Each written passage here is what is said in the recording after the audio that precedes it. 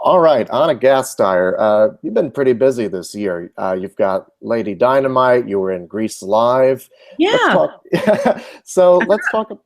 Yeah, let's talk about Lady Dynamite first because it's just come out on Netflix and to great acclaim. Talk about the character that you play on there. It's unbelievably fun. So the show is obviously the story of very specifically based on Maria Bamford's experience with her own mental illness and struggles with her recovery and mania and depression. And the show was created by Mitch Hurwitz and Pam Brady and Maria. And it was one of those really fascinating processes because really the show is happening in three sort of states at the same time, as you know, as a viewer: mania and depression and kind of present day stasis, I guess would be the words for it. And Maria's kind of struggle to put her life back together after having come to Hollywood, experienced partially just a really classic Hollywood success story and partially fueled by her own mania, right? Mhm. So that's a long-winded way of saying that I play this terrible, terrible epitome of the worst things of Hollywood agent and bad influence in her life. Just the most horrendous woman in the world who becomes the most who is a super duper powerful Hollywood agent. So I take place in all the kind of before and mania pieces. It's such a. I mean, just watching the first couple episodes alone, it really is. I don't know how to describe it. It's just, what did you think when you read the script for the first time? Because it's like you said, I mean, it takes place in all these three different states, and I mean, it's all just like, it's so all over the place, and it's so like, It's really I guess, how would I put it? It's, obviously reading, I'm always fascinated as an actor because I'm not a producer and I'm not a director. And so that last leap between something that's on the page and something that's on screen is a huge leap of faith where you think, well, this is tracking for me as I read it, but I wonder how they're going to cut it and put it together. It's such an incredible little microcosm of reality, I guess, which is what you experience in mental illness, right? And Maria is a beautiful communicator on that subject and a very empathic and kind of extremely relatable and likable face for mental illness. And so reading it, you hope that that story is going to be told as, both as hilariously and ridiculously as it is on the page and as humanly. And I'm really proud of the show. I think I'm prouder of the show than I've been of anything in a very, very long time. I mean, I always love the work that I do, and I'm lucky because I'm a comedian, so I get to do lots of fun things. But first of all, Mitch Hurwitz is, I think, a genius, and Pam is an incredibly gifted writer who, and the show, as you know, is just decorated with this amazing Inside Baseball all-star lineup of hilarious and ridiculous comedians and really interesting female voices, actually. And as a female in her 40s, I was thrilled to play this role. It was like, it was as exciting as it gets. It's also just like, I like playing people with teeth, and I like playing aggressively unapologetic people, and this was like right in that wheelhouse, So what was surprising to me and delightful and fulfilling was Maria as a scene partner, because she was such a, it's one thing to kind of play this asshole and then another to play an asshole against someone so terribly, terribly likable. And she's such a game tennis player. It was very, very fun to do the scenes with her and with Fred Melamed after, who plays her manager, Bruce, who was just a joy to beat up. And took it on the chin with total, we all had a good sense of humor about it, I guess is what I'm trying to say. Mm-hmm.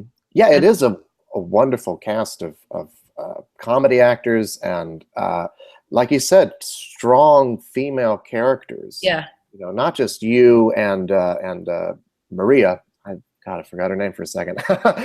Star of the show. The title character. Yeah. Me and Lady Dynamite. Yeah, you and Lady Dynamite, yes. But also Lennon Parham. Lennon is unbelievable. Bridget Everett, yeah, I mean, just there's an endless list. I mean, you even have cameos from like Tig Notaro and, you know, Sarah Silverman. I mean, a really impressive lineup of people. Jenny Slate is in it. Just, it doesn't sort of stop. But, and then there are all these great cameos. Milk Collins actually has a really great recurring role in the show. Obviously, Mary Kay Place is like a comedy idol. So, and she plays Maria's mother. I mean, it's really outrageous, the amount of people. But I think when you get someone like Mitch too, you get a lot of people quick to sign up for that project because he's known for taking risks. And a show like this on Netflix too, I have to say, is something you don't balk at, because among other things, like, this kind of character is no fun to play in a conventional network way, because every other word is blue. The swear words were like the most hilarious. Like, the writers have been let out of their prison cell where they're not only, you know, forsworn to like dang and darn, and we had just a field day with the foul-mouthed evil Karen Grisham. Yeah, but yeah, I mean, definitely it requires, I love it because it requires a certain amount of focus, I guess, to watch and track and know what's happening. So I don't know if anyone ever told you this too, but in the scripts, the 3 phases that are being, the 3 time moments in time that are being represented in the show were in different colors. So when we would read it, like, and they obviously made choices, really strong choices about that, you know, like in my costuming and in the Mania, to have this kind of hyperspace, bright, Technicolor vibe. And then if Duluth has a different tone, which she plays actually with in the pilot.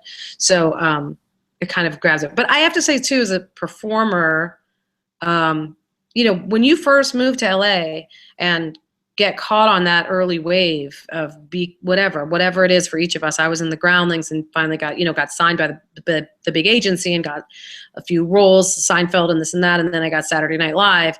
It is like, even for someone without a technical diagnosis, a very manic ride and a very intense ride, and it's in a machine that's hard to trust, you know. And so I love the things that the show says about that as well, in a ridiculous and satisfying way. Absolutely, yeah. I mean, you know, going back to that first episode, I had to watch it twice, actually. Well, for one, you know, you want to, it's so dense, you know, like, yeah, like all of Mitchell Hurwitz's stuff, Arrested Development. There's so much going on there, and there's like jokes on top of jokes that you might have missed the first time.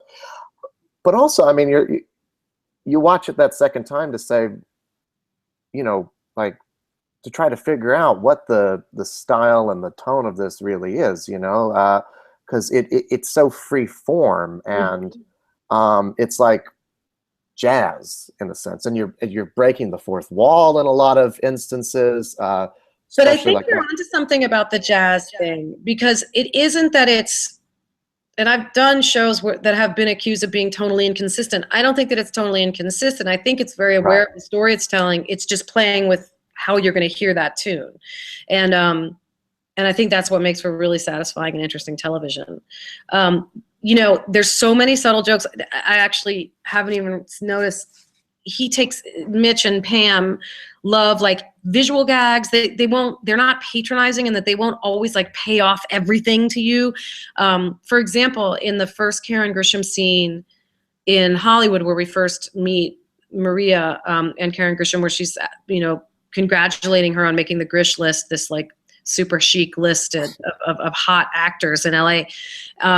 That set was at this Hollywood power lunch place. And I don't know if you caught this, but they were pizza coal ovens being fed by old drafts of scripts that were like they went to, I mean, there was so much coverage of it when we were shooting on the day, and you barely even see it, but you'll see there's like waiters going by with stacks of paper. The name of the restaurant is Lit, but they don't even like hit that at all. It's just a background piece. There's so many things that are tiny little texture jokes like that, which I love, because it's sort of, you know, I hate that term Easter egg, but that's sort of what it is.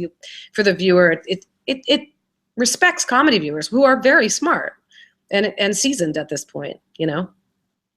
Absolutely, yeah. So I want to ask you, like, from an actor's standpoint, playing these scenes. I mean, it's your character goes way over the top in some points, you know. Yes. Very satisfyingly so. Although not safe for work. None of my scenes. They're all NSFW. So as an actor, I mean, can you talk about, because there is a an underlying humanity to all of this too that is so great. I mean, especially Yeah. in Maria's character. I mean, can you talk about an actor, as an actor, just finding that right line to walk? Do you know what I mean? Yeah, I think it's funny. I think a lot of it tends to be unconscious, but of course, if it's about storytelling first, and it's about Mhm. Maria's story. That's what I mean by that. She was such a game scene partner because I never felt. I felt like I all of Karen Grisham agent is such an unconscionably um, discompassionate human being that that I had to play. It was really fun to play those moments where as an actor, you had to make this conscious choice to ignore the humanity in the scene to the best of the abilities, which sort of points to it, right? And obviously, the less this woman takes the time and care and consideration to worry about anything other than herself and her Faustian agenda, the more we see how Maria is chewed up, or anyone is chewed up and spat out by the Hollywood machine. It's incredibly inhuman the way that she's treated. Does that make sense? Mhm. And the Yeah. other thing that was really fun is, and I actually really do think this is a sort of an interesting thing. Really powerful CEOs tend to be kind of ADD, and so that was challenging as an actor, just because I had to be on top of the material, because I love the way that really high power, successful, ballsy, executives have to move a mile a minute, and when they're done, they're done. Like, I envy it. They don't have to spend time, saying thank you and what a joy, and I'll be back in touch and I'll email you about that thing. They're just like on to the next thing. So that was sort of the that was kind of the motivation for how fast she's moving, because they're like a little bit like, I got to get this next thing on my next list. So that was less about the lack of humanity and more about a respect for people who can move more quickly and not be so codependent. Absolutely, yeah. She's, Um, if anything, not codependent. I envy it. I really do. I admire people like Karen Grisham on some terrible level. It seems very mhm. free. Yes, absolutely. So I wanted to ask you about Grease Live as Yeah. well. Obviously, you've got a lot of experience in doing live television. You came up in Saturday Night Live with one of the great casts of that show. So going into Grease Live, talk about what that experience was like. It was really interesting for me because it was so obviously, like, the message in my head was exactly what you just said. Oh, you've done live. I think I was the only person in the cast that was a veteran of both live theater and live television. There were people from a lot of theater folk through the Mark Platt and Tommy Kail connections, the director of Hamilton and the producer of Wicked. And but there were not as many people. I think I was the only one who had done live TV. The thing about Saturday Night Live is, as you know, it's this incredibly well-oiled 40-year-old machine. So while it is live, there is this kind of known structure through which you move to get to that evening. Even though it's chaos and even though it's frenetic, it's a known mania. This was like a brand new kind of shit show. It was just this, I don't know if I'm allowed to swear, sorry. Oh, no, it's okay. You can take the woman out of the Grisham, but you can't take the Grisham out of the woman. But yeah, I mean, because we were on these multiple, they were so ambitious, right? Where they were all these multiple sound stages, and then you have this weird like cross section, which has happened to me a couple of times in my career, where you have all these people that are super experienced stage management, and then you have really super experienced ADs from television, and they sort of do the same things, but they speak slightly different lingo.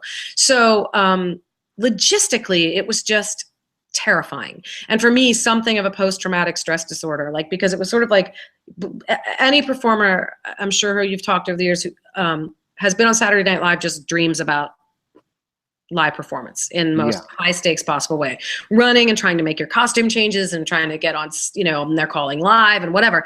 So this sort of felt like that, because it was so we did have rehearsal, but it was so unrehearsed in terms of the variables. Obviously the weather and the rain were unpredictable and terrifying in Southern California, where nobody ever expects that. I mean, they were we were moments before we were about to start, they were trying to figure out whether or not Jessie J was going to be changing her traffic and and consequently all of our traffic, because we were moving through that Grease is the Word number into the high school set to begin. And I had, once again, like a very verbal role. She had these giant monologues, so I had a lot just to sort of think about. And so they were trying to decide if the scaffolding was going to blow over. And then, you know, other things like they had a live audience. We'd done a couple dry runs with quote unquote live audiences, but they tended to be people from the lot or, you know, family and friends from Fox. Real live screaming teenagers. It's like a One Direction concert. Like you can't actually hear over them. I've been to a One Direction concert and I had earplugs, you know, but we didn't have earbuds. So thank God I was with Boyz II Men, because I kept just leaning back towards, you know, to hear the tune, because they were sort of humming as we went and into the count, but I couldn't actually hear my cues. So that kind of thing you don't know until you're doing it, you know, but that's when kind of the old sort of steel, I was terrified, really terrified, like, you know, bad dreams and midnight phone calls to my husband. And then, you know, out of the blue, something kicked in, like the second it started, and some steel nerve moment kicked in. I thought, you know what, this is ridiculous. I have a choice for it to be a nightmare or for it to be really fun. And I think it would make it really fun. And it ended up being intoxicating. It was so incredibly fun. The feat of what they did in terms of those set changes and those golf carts was just staggering and so exciting to be a part of. I felt really lucky.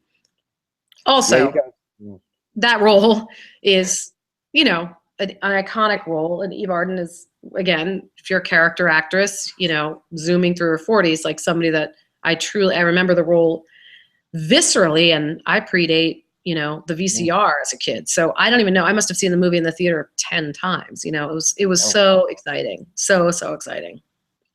Well, you certainly pulled it off. Thank you so much, and congratulations on all your work this year. And it was a real pleasure talking to you. Thank you. Thanks so much. I really appreciate it. You're welcome. All right. Have a great day. Okay. You too. Bye, Zach. Bye, Anne.